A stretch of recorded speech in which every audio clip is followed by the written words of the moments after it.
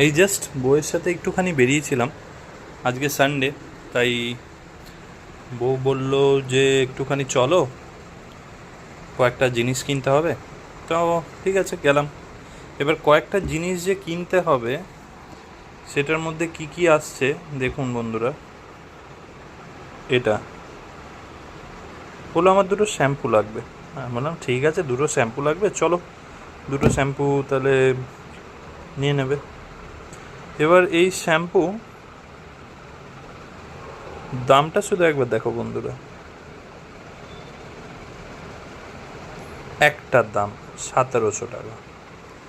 এরম দুটো শ্যাম্পু, 1700 টাকার শ্যাম্পুও ইউজ করে, চুল ধুয়ে জল দিয়ে ধুয়ে ফেলে দেয়।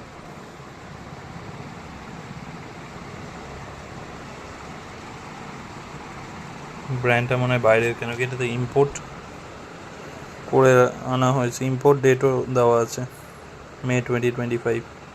তো আই থিঙ্ক ইটস মানে বাইরের ব্র্যান্ড। যাই হোক, তো এটাই বেসিক ইয়ে যে